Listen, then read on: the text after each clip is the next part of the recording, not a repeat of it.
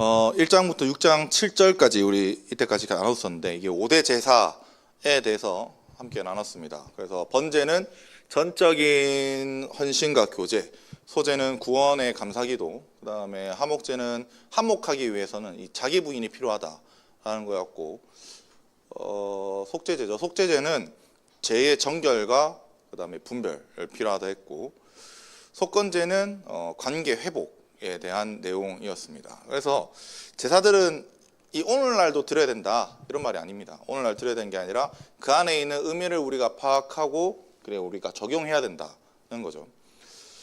5대 제사는 이제 거룩으로 나아가는 단계입니다. 그래서 이런 걸 설명하기 때문에 우리가 거룩하고 싶다면 매일매일 적용해야 된다. 그리고 이 거룩이 없다면 하나님께서는 우리가 동행하시지 않는다는 걸 정확하게 좀 알아야 합니다. 오늘 본문을 읽어봐서도 알 수 있고, 그 다음에 레위기를 좀 평소에 읽어보면 알 수 있는 게, 레위기를 읽다 보면 1장부터 6장 7절, 그 다음에 6장 8절부터 7장까지 똑같은 제사들을 다루는 걸 볼 수 있습니다. 근데 왜 똑같은 제사를 반복하냐라고 생각할 수 있는데, 자세히 읽어보면 사실 명령하는 대상이 다릅니다. 1장부터 6장 7절은 이스라엘 백성에게 전해주는 것이라 한다면, 이 6장 8절부터 7장까지는 제사장 아론 계열의 제사장들한테 전하는 게 이 메시지입니다. 아론 제사장들한테 전달하는 거니까 목사님이랑 관계 있지 우리랑은 관계 없지 않느냐라고 할 수 있지만, 사실 이 6장부터 이 7장의 제사는 행정적인 절차, 그다음에 혹은 주의사항 같은 걸 좀 이야기하는 겁니다. 제사장들이 제사를 집례하는 건 맞습니다. 근데 우리도 살면서 이 행정적인 절차가 있을 수 있잖아요. 일하면서. 또 혹은 이런 걸 진행하면서 중요한 부분이 있을 수도 있고, 혹은 사소해서 빼먹은 부분이 있을 수도 있다는 겁니다. 근데 이 6장부터 7장이 행정적인 절차, 주의사항이라면 이 메시지는 5대 제사의 신학적인 행정 절차, 신학적인 주의사항의 본질적인 내용으로 이 신학적인 내용을 우리가 적용해야 된다는 걸 알아야 됩니다. 앞서 말했던 것처럼 5대 제사들의 주제들이 있죠. 전적인 헌신과 교제, 그 다음에 구원의 감사기도, 자기 부인, 정결과 분별, 그 다음에 관계 회복에 대한 행정 절차와 주의사항을 6장과 7장에서 우리는 알아야 된다, 배운다 이겁니다. 간단하게 말하면. 여러분 실제로 우리가 제사를 살펴봤지만 레위기를 보면 제사의 그 절차를 설명하지 않습니다. 뭐 어떻게 하라, 어떤 특정한 부분을 빼내서 설명을 하는 거지, 뭐 이렇게 어떻게 끌고 가라, 뭐 어떻게 하나하나 어떻게 디테일하지 않다는 거죠. 그래서 제사의 파편적인 모습만 우리가 하나님께서 알려주시는 겁니다. 우리에게. 결국 하나님은 레위기에 기록된 텍스트를 통해서 5대 제사의 의미를 알려주고 싶은 거지, 뭐 제사의 어떤 구체성을 알려주고 싶으신 게 아닌 겁니다. 그건 사실 이 다른 책에 지금은 없어서 우리가 알 수 없는 어떤 다른 책에 있는 거죠. 그래서 절차가 아니라 신학적 내용을 파악해야 된다. 마찬가지로 6장과 7장에서도 행정 절차와 주의사항에 이해하지 못한다면 이거를 하나님께서 받으시지 않는 제사가 됩니다. 왜냐하면 행정 절차를 무시해버리고 주의사항을 무시해버렸으니까. 언제 하나님께서 받으시는 제사가 되느냐, 요 주의사항과 신학적 메시지를 정확히 알았을 때. 계속 반복한다는 거는 이 6장 7절이 6장이랑 7장이 중요하다는 겁니다. 그만큼. 오늘은 이제 번제와 좀 소제에 대해서 이야기하려고 합니다. 번제가 아까 전적인 헌신과 교제, 그 다음에 소제는 구원에 대한 감사기도였다면 여기에 대한 행정사항, 주의사항을 눈여겨봐야 된다. 왜 전적인 헌신을 드려야 하는가? 하나님이 주신 것을 어떻게 써야 하는가를 이야기하는 게 이 오늘 말씀, 본문 말씀입니다. 앞으로 나눌 이 제사절의 주의사항을 우리가 의미를 알고 우리가 거룩의 단계로 나아갈 때 중요한 부분을 놓치지 않고 나아가시기를 주님의 이름으로 간절히 바랍니다. 우리 8절부터 9절 함께 읽어보겠습니다. 8절 9절입니다. 시작. 여호와께서 모세에게 말씀하여 이르시되 아론과 그의 자손에게 명령하여 이르라. 번제의 규례는 이러하니라. 번제는 아침까지 꺼지지 않게 할 것이요 여호와께서 모세에게 말씀하여 이르시되, 요거는 오늘날의 장절 구분이랑 다르댔죠. 요게 원래 모세가 생각하는 장절 구분의 기준입니다. 근데 특히 9절에 보면 이렇게 말했죠. 아론과 그의 자손에게 명령하여 이르라 라고 하는데, 이 이르라가 들어가면 좀 더 정확하게 끊어주는 겁니다. 앞에 있는 것과 완전히 끌어줘야 되는 건데, 실제로 한글 성경은 6장 8절부터 시작하잖아요. 근데 히브리 성경은 이게 6장 1절부터 시작합니다. 한글 성경과 히브리 성경의 이 장절 구분이 아예 달라요, 사실은. 그래서 먼저 뭐라고 말씀하시냐면 명령하여 이르라라고 하는데, 이 명령하다라는 건 짜바라는 단어입니다. 근데 명령하라는 말 자체가 조금 특이합니다. 왜냐하면 일반적으로 레위기에서는 이스라엘 백성에게 말하여 이르라라고 말하거든요. 근데 명령해라는 말은 많이 안 씁니다. 딱 레위기에서 딱 2번 씁니다. 여기 포함해서. 그러니까 더 강한 느낌을 나타내는 거죠. 왜 더 강하게 말씀하냐면 대상이 다른 겁니다. 아론과 그의 자손은 일반 백성과 다른 매우 특별한 위치에 있는 거거든요. 특별한 위치에 있다는 것은 특별한 임무를 맡았다는 겁니다. 여러분, 사회에서든 교회에서든 다른 사람보다 높은 직책에 있다면은 높은 임무 혹은 높은 책임감이 그 사람들께 부여됐다는 겁니다. 직장에서는 아닐 수도 있는데 알 수 있는데, 더 강하게 말씀하는 거는 다름이 아닙니다. 더 강한 책임을 가지고 있으니까 더 강한 메시지로 주시겠다는 겁니다. 그래서 어떤 책임이냐? 짜바는 아까 2번 쓰인 데 있잖아요. 대부분이 아니죠. 2번밖에 안 썼으니까 그 예배와 관련될 때 사용합니다. 한 번은 6장 8절에 쓰이고, 한 번은 24장 2절인가에서 쓰이는데, 불을 끄지 않게 하는 것. 여기서는 번제단의 불인데 24장은 그 메노라에서 금촛대에서 불을 끄지 않게 하는 것을 관리하는 걸 이야기합니다. 이 제사장 사역은 사적인 영역이 아닙니다. 제가 사적으로 여러분들이 하는 게 아니잖아요. 저는 공인까지는 아닌데 공적으로 일하는 사람입니다. 하나님 나라에 공적으로 일하는 사람. 그래서 하나님 나라의 엄격한 명령이 필요한 거죠. 그래서 그 중에 첫 번째 명령이 뭐냐? 그 번제의 규례다라고 해서 히브리어로 직역하면 그 번제의 규례라고 해야 됩니다. 정관사가 있다는 거예요. 어떤 특정한 번제를 의미한다는 겁니다. 번제에 여러 가지 종류가 있는가 하면 우리가 알고 있는 번제는 하나밖에 없습니다. 레위기. 근데 2절이랑 5절, 2절 5절이 아니죠. 9절이랑 13절인가? 아무튼 그거 참고하면 아침마다라는 말이 나옵니다. 그래서 이거는 상번제에 대한 규례입니다. 상번제는 이제 아침에 한 번, 저녁에 한 번 이렇게 번제 드리는 거잖아요.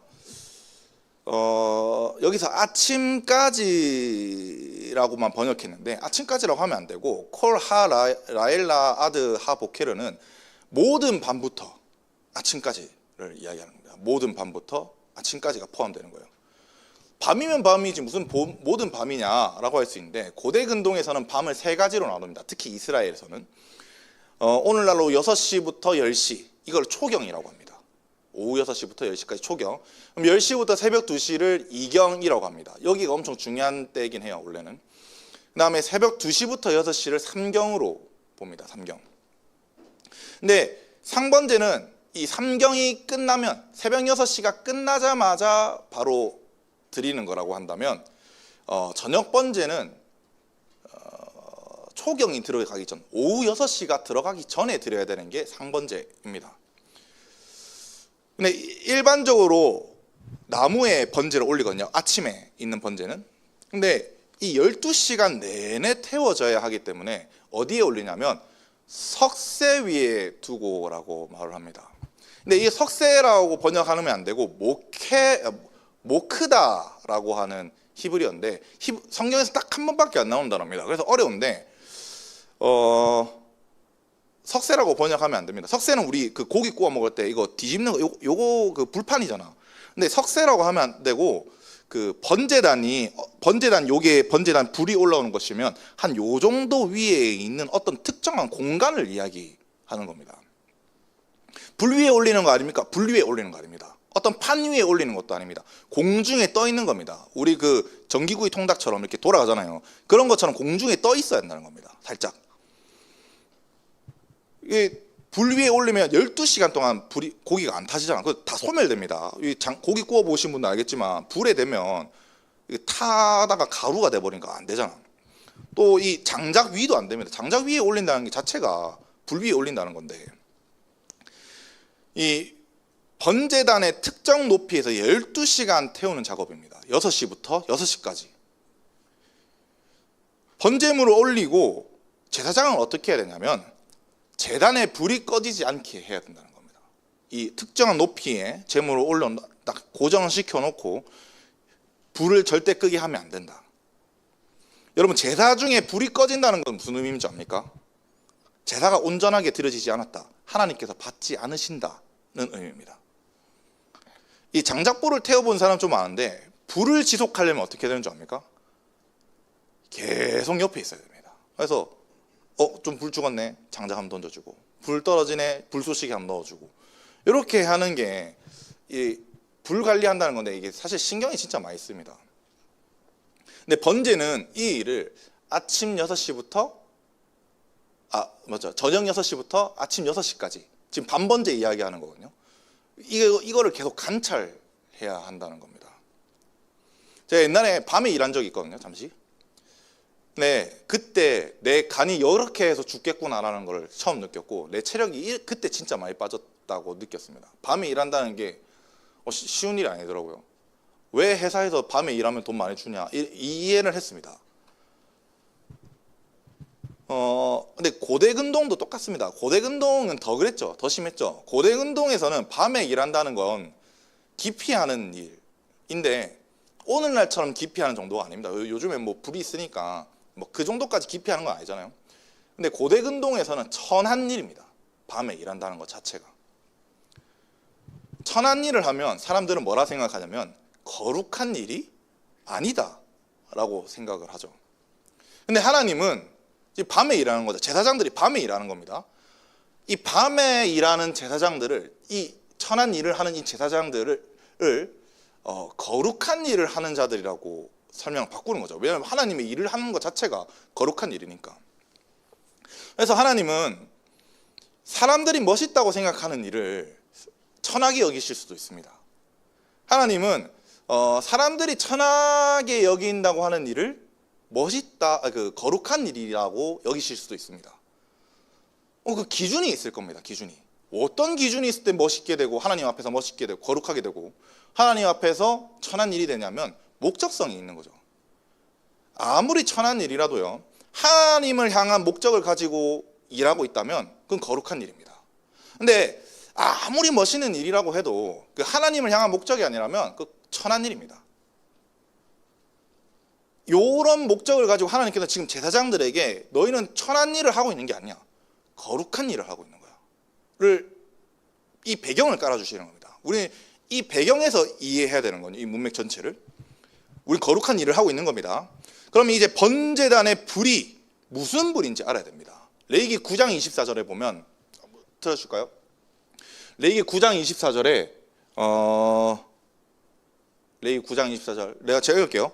불이 여호와 앞에 나와 제단 위에 번제물과 기름을 사른지라 온 백성이 이를 보고 소리 지르며 엎드렸더라. 이 불은 여러분 하나님의 임재입니다. 임재의 상징인 거예요. 불을 끄지 않아야 된다는 말은 여러분 하나님의 임재를 지속적으로 놔둬놔야 한다. 지속적으로 있게 해야 한다는 겁니다. 그래서 여러분 제사장한테 뭐라고 했습니까? 지금 불을 끄지 말라 2절에서 지금 말하고 있잖아요. 이거는 관리자들이 항상 깨어서 관리 감독해야 한다. 하나님의 임재를 지킬 수 있어야 한다는 걸 의미하는 겁니다. 핵심이 뭐냐면 밤에 깨어 있어야 한다는 겁니다. 성경에서 하나님의 임재는 거룩하지 않을 때, 부정할 때, 우리가 이제 죄를 지었을 때, 이럴 때 소멸하는 거거든요.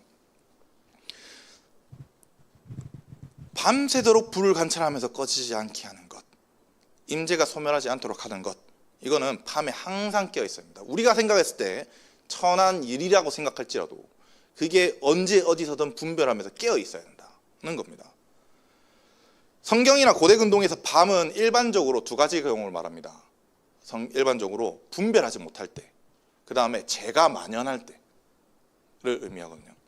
밤이나 어둠이라고 표현을 많이 하는데 성경에서 요한복음에서도 그래도 니고데모가 밤에 찾아왔댔잖아요. 이게 의미적으로 얘가 니고데모가 아직 예수님이 진짜 메시아인지 모르잖아. 그때 찾아왔다는 그런 의미도 포함이 되는 겁니다. 그때에 분별하기 위해서는 임재라는 불을 계속 지키고 있어야 한다는 거죠. 번제가 여러분 전적인 헌신과 교제잖아요. 전적인 헌신과 교제. 하나님과 교제한다는 것이 여러분 다른 게 아닙니다. 성령이 내주하고 있고 그게 이제 내 안에 임재로 차 있다는 거고, 그거를 임재가 가득하기 위해서는 분별해야 된다는 겁니다. 내가 세상을 바라볼 때, 어두울 때. 그래서 여러분 임재와 분별은 비례합니다. 비례.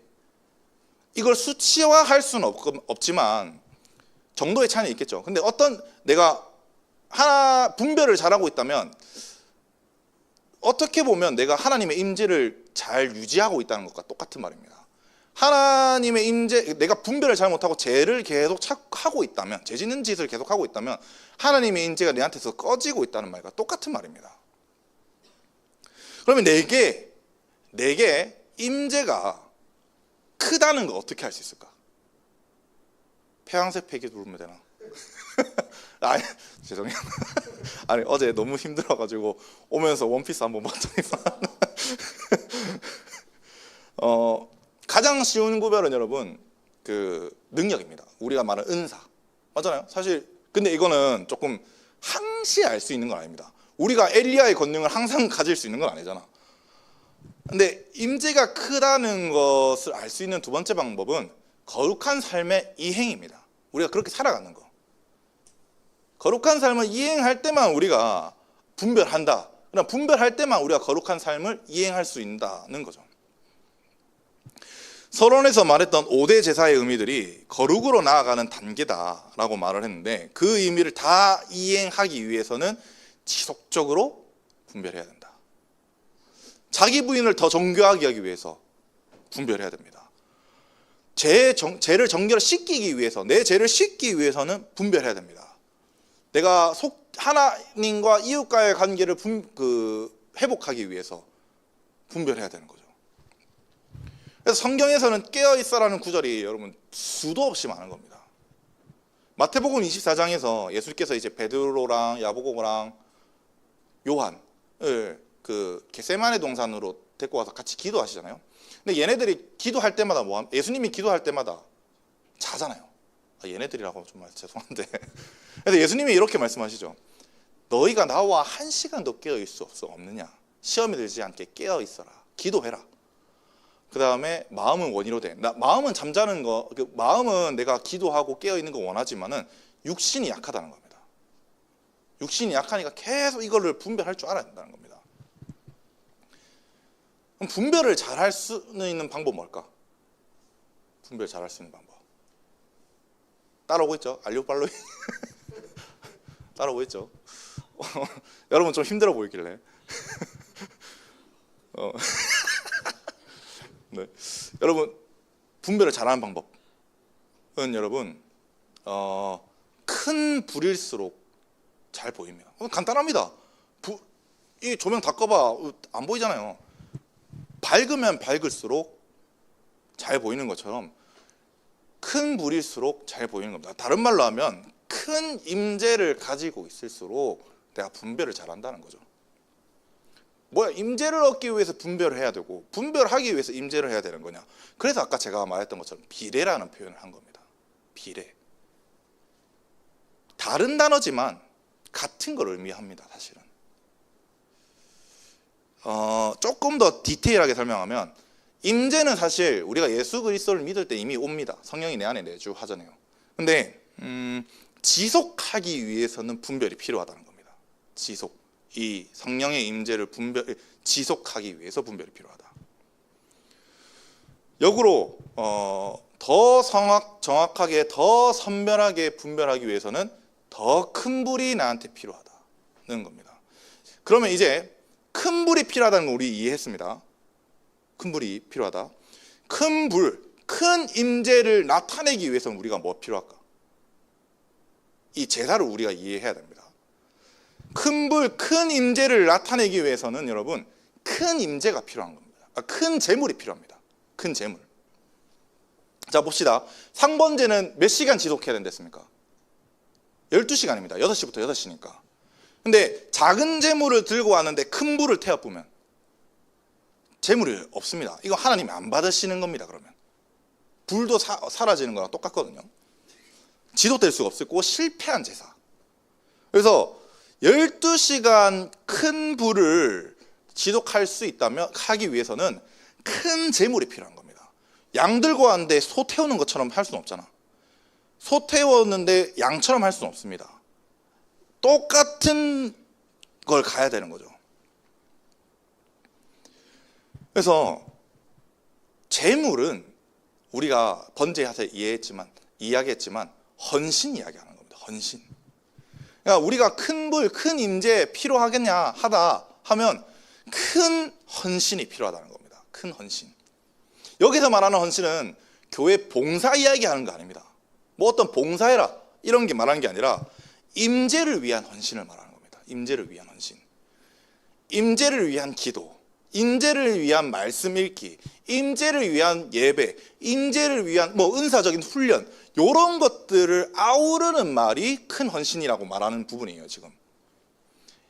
그래서 임재의 기름 부음은 모두가 사람이 다 다릅니다. 뭐 제가 여기서 열심히 설교한다고 해서 예배팀, 여기에 나와 있는 예배팀의 기름 부음보다 강한, 아닙니다. 예배팀만의 기름 부음이 있고 선지자들은 선지자의 기름 부음이 있고 하는 겁니다. 이 부분은 여러분 나의 기름 부음이 무엇인가 하는 거는 여러분들께서 직접 신앙적인 체험으로 깨달으시고 그거를 알게 된다면 내가 그 큰 헌신으로 나아가야 된다는 거죠. 내가 어제는 뭐 10을 했다 하는데 오늘은 11을 하겠다, 내일은 12를 하겠다, 이런 식으로 가야 된다는 겁니다. 근데 이게 한계치가 있습니까 하면 한계치가 없는 게 문제입니다. 한계치가 없는 게. 어떤 사람한테는 많이 갈 수도 있습니다. 어떤 사람한테는 1000만이 갈 수도 있습니다. 이 큰 헌신의 크기에 따라.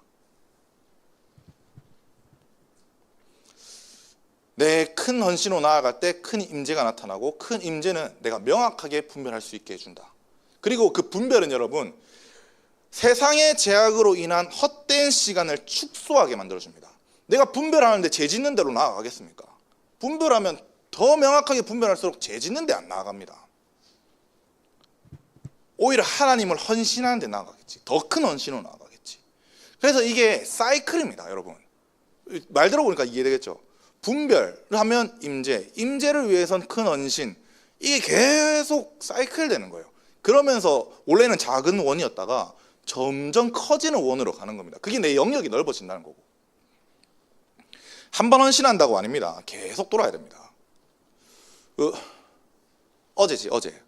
어제 그 유튜브 쇼츠를 보고 있는데 그 차 왔다 갔다 하는데 심심해가지고 그 AI한테 복싱 시뮬레이션을 돌렸습니다.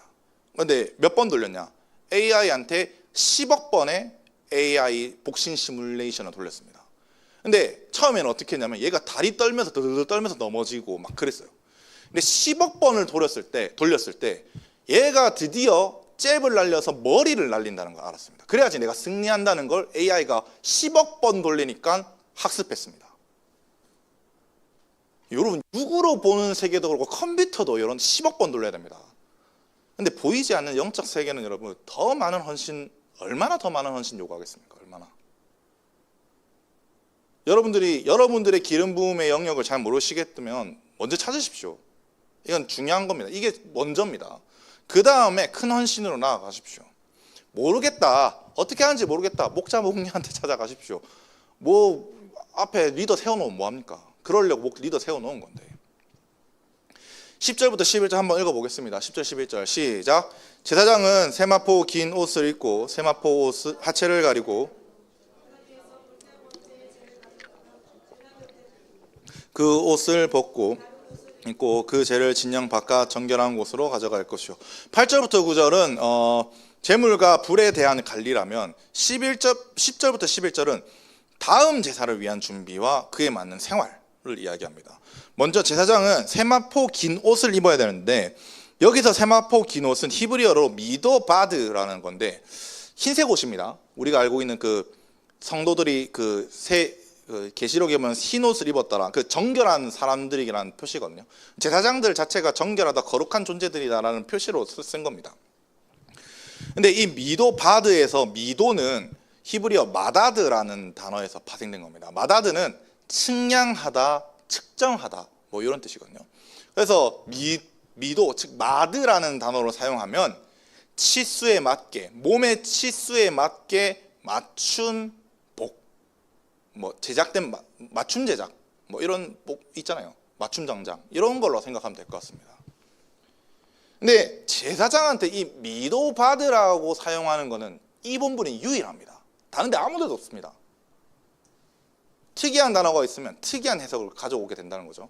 미도바드는 하나님이 정하신 규격과 질서에 맞게 사역해야 한다는 겁니다. 측정되어 있다는 거죠. 이미 하나님께서 생각하시는 측정과 측량하는 방법이 있다. 그래서 그 규격과 질서에 어긋난 것은 거룩을 유지할 수 없습니다.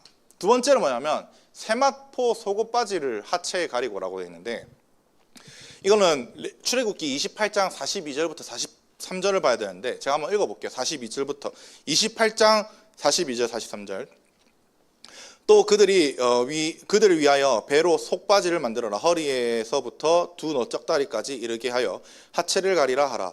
아론과 그의 아들들이 회막에 들어갈 때에 제단에 가까이 하여 거룩한 곳에서 섬길 때에 그것들을 입어야 죄를 짊어진 채 죽지 아니하리니 그와 그의 후손이 영원히 지킬 규례니라 라고 하시거든요. 이 속바지를 만들어 입는다는 것은 하체를 가린다는 말보다 조금 직역을 하면은 생식기를 가린다는 의미입니다. 왜냐하면 생식기라는 말 자체가 수치라는 의미와 같이 가져가거든요. 그래서 이 수치는 죄 혹은 이 부정함이라고 나와 있습니다. 그래서 28장 43절에 보면 죄를 짊어진 채 죽지 아니한다라는 게 그런 의미입니다. 죄가 드러나지 않게 하기 위한다는 거죠. 그래서 제단에 가까이 오게 하기 위해서는 첫째, 거룩한 삶에 맞는 질서와 규정이 있어야 했다. 둘째, 죄의 부정함이 없는 삶으로 나아가야 한다. 그래서 앞서 분별해야 한다 했죠. 뭘 분별해야 되느냐? 이 두 가지를 분별해야 한다는 겁니다. 내가 하나님의 말씀에 규격에 맞게 살아가고 있느냐? 두 번째, 내 수치, 내 죄와 부정을 가리고 다니느냐는 겁니다. 드러내지 않는다. 여기 제가 드러내지 않는다는 표현을 썼는데 왜냐하면 우리는 죄와 부정이 없는 삶이 안 됩니다. 내 속에 쌓여 있는 겁니다. 사실 맞잖아요.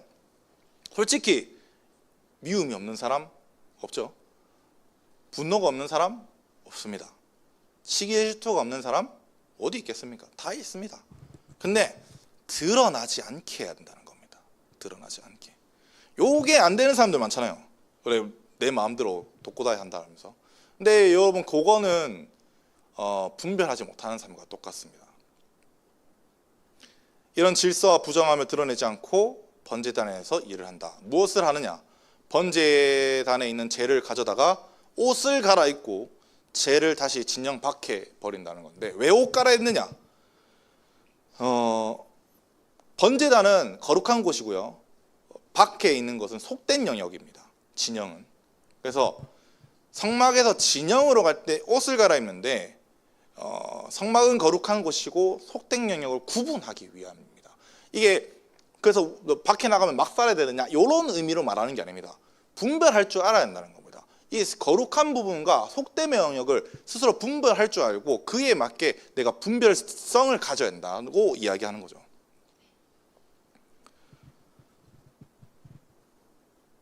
에스겔서 44장 19절 이렇게 말합니다. 에스겔서 44장 19절에 그들이 바깥들 백성에게로 나아갈 때는 수종드는 옷을 벗어 거룩한 방에 두고 다른 옷을 입을지니 똑같은 말씀이죠.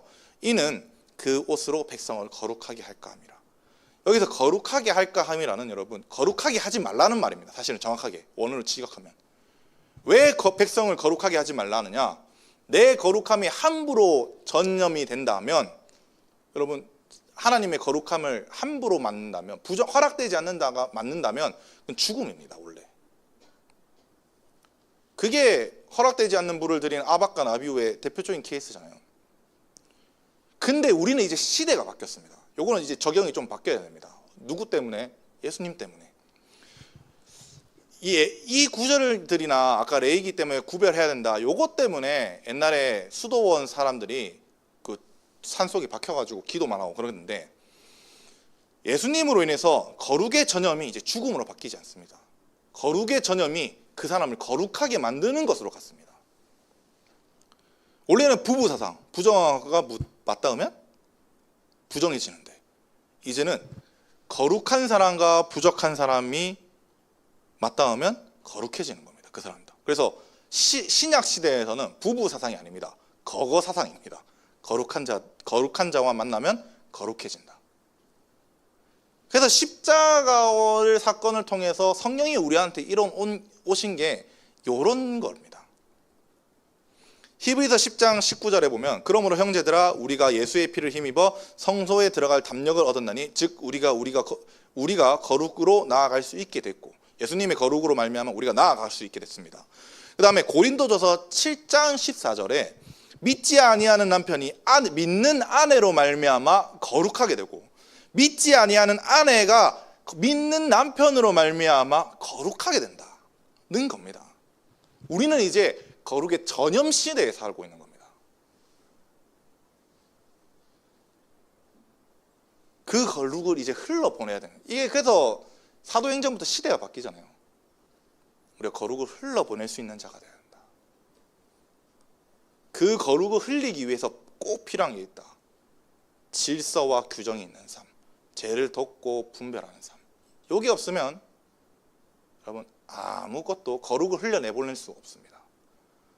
여러분들이 아무리 예수 믿는다고 백날 말하고 다니십시오. 여기 없으면, 이 두 가지가 없으면 거룩을 줄 수도 없고 임파트 할 수도 없고 아무것도 할 수 없습니다. 복음이 전달도 안 됩니다. 12절부터 13절 한번 읽어보겠습니다. 같이 읽어볼게요. 시작. 제단 위의 불은 항상 피워 꺼지지 않게 할지니 제사장은 아침마다 나무의 번제물을 그 위에 벌려놓고 화목제의 기름을 그 위에 불사를 찌며 불은 끊임없이 제단 위에 피어 꺼지지 않게 할지니라. 12절 13절은 다시 불을 꺼지지 않게 하는 명령입니다. 그래서 12절을 보면 그 불을 제단 위에 항상 타오르는 상태로 유지하라, 소멸되지 않게 하라 라고 번역을 해야 되거든요. 번제는 계속해서 핵심 주제가 사실 임재의 불입니다. 임재를 상징하는 불. 그래서 그 불을 낮부터 밤까지 그 어두운 시대의 때에 계속 켜져 있어야 합니다. 이 불을 소멸하지 않게 하라는 말은 다른 말로 표현하면 성령을 소멸하지 않게 해라. 와, 똑같은 말이잖아요. 데살로니가 5장 19절을 보면 여러분 잘 아는 구절을 했습니다. 아주 짧은 구절. 데살로니가서 전서 5장 19절에 보면 성령을 소멸하지 말며. 근데 이게 헬라어거든요. 헬라어인데 그 스베니미라고 하는 단어가 사실 이 똑같은 단어입니다. 그 소멸하지 말라. 이 LXS 헬라어로 번역돼서 그렇지 똑같은 단어거든요. 여러분 바울은 레위기를 기억하면서 데살로니가 전서 5장 19절을 쓴 겁니다. 그러면서 5장 19절을 아까 분별해야 된다 했잖아요. 5장 19절을 쓰면서 20절, 21절, 22절에 예언을 멸시하지 말고 선을 행하라는 거죠. 선을 취하고 악은 어떤 모양이라도 버려라. 분별해라는 거잖아요. 우리는 그래서 계속해서 성령의 불을 태워야 한다. 성령의 불을 믿는 자들, 성령의 불이 믿는 자들 속에 계속 있어야 한다. 그럼 성령이 기뻐하시기만 하면 좋은데 맞잖아요. 그 에베소서 4장 30절 보면 성령이 근심하는 자들도 있다고 말합니다. 언제 근심하냐? 내가 졌을 때, 쟤한테 계속 쟤한테 지는 삶을 살 때. 그래서 육체의 소욕을 따라가 거룩하지 못한 삶을 살 때 성령이 근심한다고 표현합니다. 그래서 성령의 뜻이 나를 지배하게 만들어야 한다.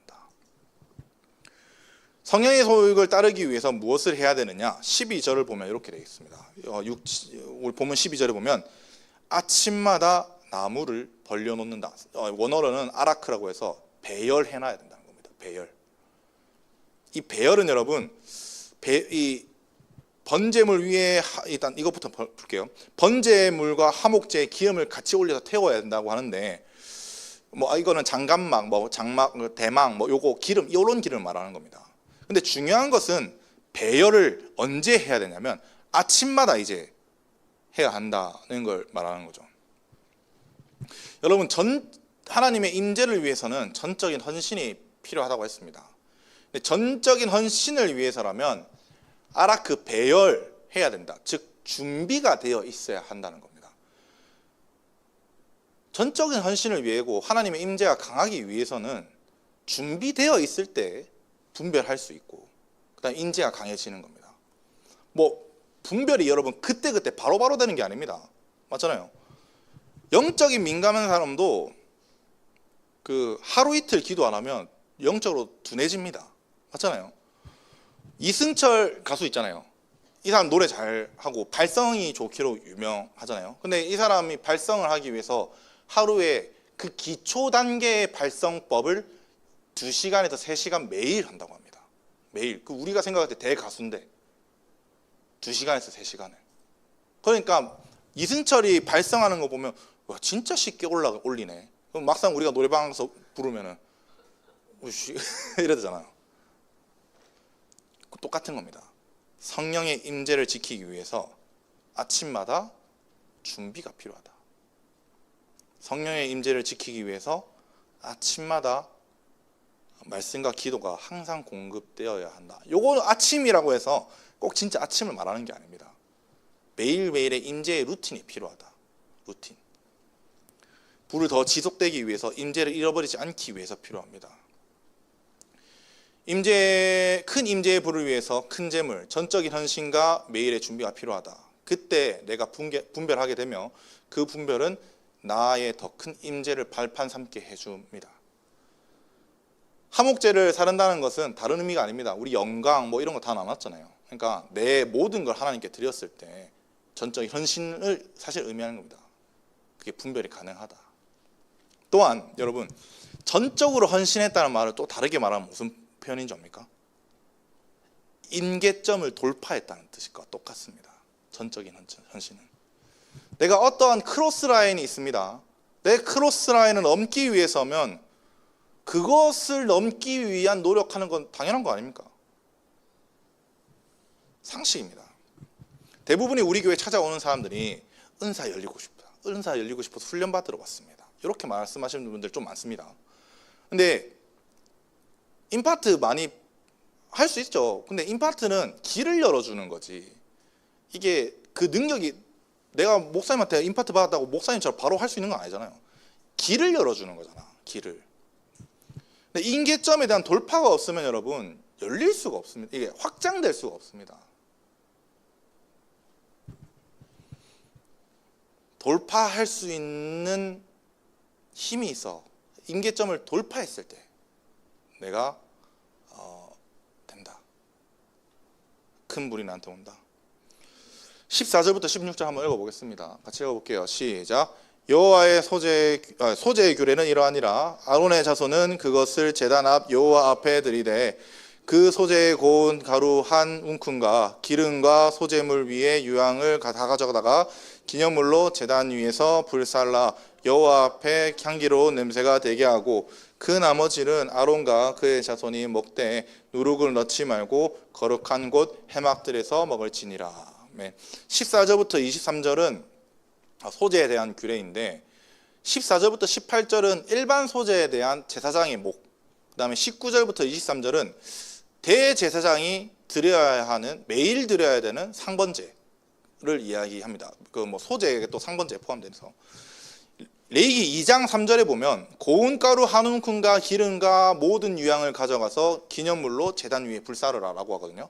근데 이 고운 가루는 한 움큼 잡으라고 합니다. 한 움큼. 한 움큼이 해봤자 얼마나 되겠습니까? 근데 한 10분의 1 에바를 받쳐야 되는데 10분의 1 에바는 2.2리터입니다. 2.2리터. 이거 4개하고 반을 매일매일 드려야 되는데 하나는 반 나눠서 1.1리터는 아침에, 1.1리터는 밤에 드려야 합니다. 한 움큼이라고 해서 얼마나 되겠습니까? 나머지는 다 제사장에게 돌아간다. 그럼 그것을 어디서 먹느냐? 거룩한 곳 회막들에서 먹어야 한다. 또한 제사장이 받은 소제물은 여러분 하나님께서 지극히 거룩하신 것이라고 설명합니다. 그래서 이 지극히 거룩한 것에 누룩을 넣어서 먹을 수가 없다는 걸 말하죠. 왜냐하면 누룩은 여러분 부패시키는 겁니다. 부패. 누룩이 든 빵을 제사장이 못 먹느냐? 아니요, 먹을 수는 있습니다. 누룩이 든 빵을. 근데 여기서 말하는 거는 하나님께 받은 것을 부패하지 말라는 겁니다. 하나님께 받은 것을. 왜 부패하면 안 되느냐? 17절을 보면 내가 그들에게 주어 그들의 소득이 되게 한 것이나 또한 지극히 거룩한 것이다 라고 말씀하거든요. 하나님께 드려진 것은, 우리 하나님께 지금 소제를 드렸잖아요. 하나님께 드려진 것은 하나님 겁니다. 맞죠? 근데 이 하나님 것을 제사장에게 준 거거든요. 하나님께서. 하나님의 것은 사실 지극히 거룩한 것입니다. 그래서 제사장에게 간 것은 지극히 거룩한 것입니다. 거룩의 등급에서 가장 높은 게 지극히 거룩한 것이거든요. 근데 이런 것을 부패한다? 말도 안 되는 겁니다. 하나님 입장에서는. 그래서 우리는 하나님께 받은 것을 거룩하게 지킬 의무가 있다는 겁니다.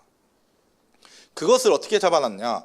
대대의 영원한 규례, 호크 올람이라고 해서 바뀌지 않는 하나님의 법이라는 겁니다. 하나님이 주신 것을 네 마음대로 쓰지 말고 부패시키지 말고 지키라.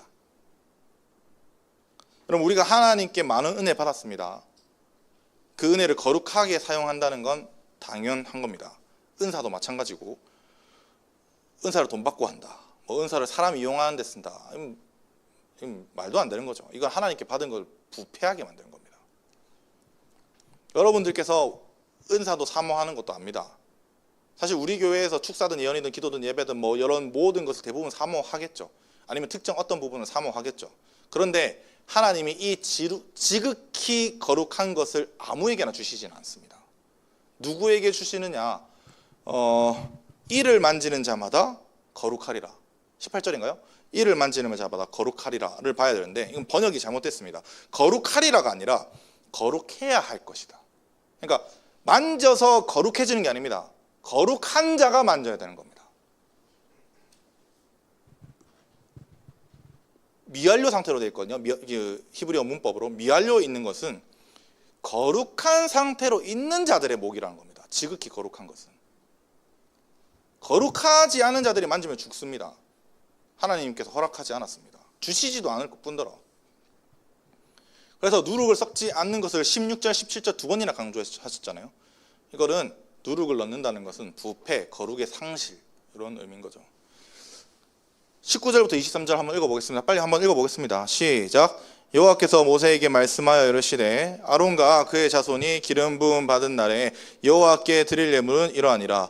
고운 가루 10분의 1 에바를 항상 드리는 소제물로 삼아 그 절반은 아침에 절반은 저녁에 드리되 그것을 기름으로 반죽하여 철판에 굽고 기름에 적셔서 소제로 여호와께 드려 향기로운 냄새가 되게 하라. 이 소제는 아론의 자손 중 기름 부음을 받고 그를 이어 제사장 된 자가 드릴 것이요 영원한 규례로 여호와께 온전히 불사를 것이니. 제사장은 모든 소제물을 아까 14절부터 18절 잘못 설명했는데 이거는 매일 드리는 소제가 아닙니다. 그냥 예물을 받는 취하는 제사장 목을 이야기하는 거고, 요게 이제 상번째 그 매일 드리는 소제 이야기입니다. 근데 19절 보면 여호와께서 모세에게 말씀하여 이르시되, 요거는 원래 장절을 나누는 거라고 했잖아요. 그러면 이거 끊어야 되는 거 아니에요? 할 수가 있는데, 근데 똑같은 소제에 대한 이야기입니다. 요 부분은 뭐냐면 우리가 끊고 다 조금 뭐라 해야 될까, 구분되어 있다는 것에서 앞에 문맥과 떼어놓고 볼 줄 알아야 한다는 걸 의미하는 겁니다. 먼저 아론과 그의 자손이 기름 부음을 받은 날에 라고 말씀하는데, 히브리어는 아론과 그의 자손이 기름 부음 받은 날로부터라고 번역해야 됩니다. 받은 날로부터. 그래서 기름 부음을 받았다는 건 대제사장이거든요. 대제사장이 된 후로부터 여호와께 드릴 예물은 이것이다 라고 번역해야 되는 겁니다. 대제사장이 되면 하나님께 드리는 특별한 예물이 있다. 그게 뭐냐? 고운 가루 10분의 1 에바 2.2리터를 매일 항상 드리는 소제물로 삼는다는 건데, 이 항상은 타밈입니다. 타밈. 우리가 상번제를 타밈이라고 하잖아요. 말 그대로 양만 이제 상번제로 드리는 것이 아니라 저 아침의 절반, 저녁의 절반 1.1리터, 1.1리터를 하나님께 소제물, 매일 드리는 소제로 드려야 된다는 겁니다. 번제도 그렇고 소제도 그렇고 매일 드려야 하는 거 좀 보입니까? 앞에 우리가 번제도 매일 드려야 된다. 매일 이제 하고, 소제도 그렇다. 대제사장으로 기름 부음 받으면 여러분 죽을 때까지 매일의 상번제와 매일 드리는 소제를 드려야 합니다. 매일, 죽을 때까지. 매일 아침 저녁마다 타밈을 드려야 됩니다. 온전한 것을 하나님께 드려야 된다는 거예요. 번제는 임재의 부를 온전하기 위해서 지속적인 제물 헌신을 필요하고 더 큰 부를 위해서는 더 큰 헌신을 필요한다고 요구했다면, 소제의 타밈은 여호와께 온전히 불사를 것이다를 의미하는 겁니다. 대제사장의 제물은 제의적 가장 높은 위치에 있는 사람이기 때문에 누구에도 나눠줄 수 없습니다. 누구한테만 줄 수 있느냐? 온전히 하나님께만 드릴 수 있습니다. 온전히. 어떻게 드리느냐? 영원한 규례로 여호와께 온전히 불사를 것이니. 불사를 것이는 여러분, 이게 다 태운다는 게 아니라 카타르라고 해서 하나님께 향기를 올려드려서 하나님께서 흠양하시게 하는 겁니다. 하나님을 기쁘시게 한다는 겁니다. 22절이랑 23절에 보면 온전히는 칼릴이라고 해서 전체입니다. 그러니까 전체를 다 태워서 하나님께 드려야 된다. 원래는 요만큼만 태워야 되거든요.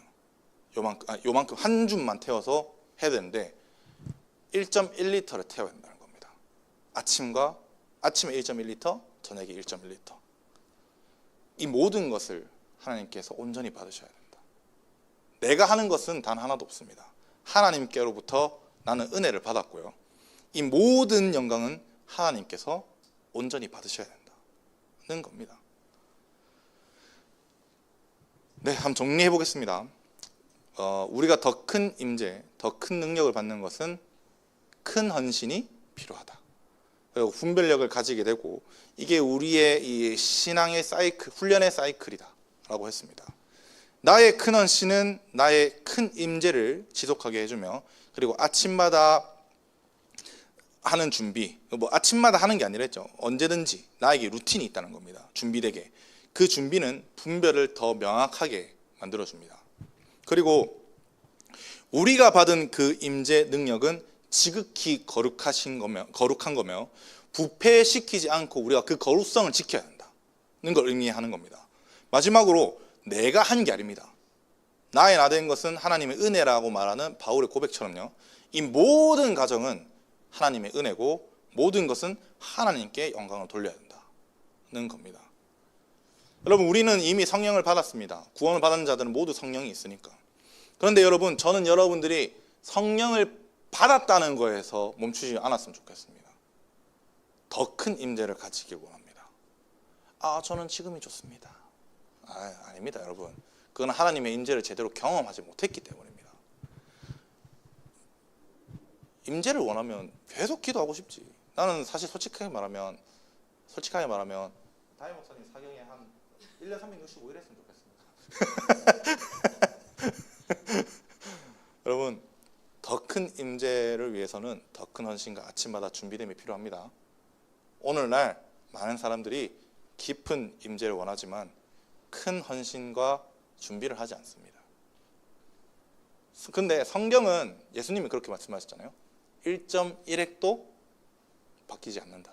근데 이게 비슷한 말이 뭔지 압니까? 영원한 규례랑 똑같은 말입니다. 바뀌지 않는다는 거잖아요. 못 박아 두셨습니다, 주님은.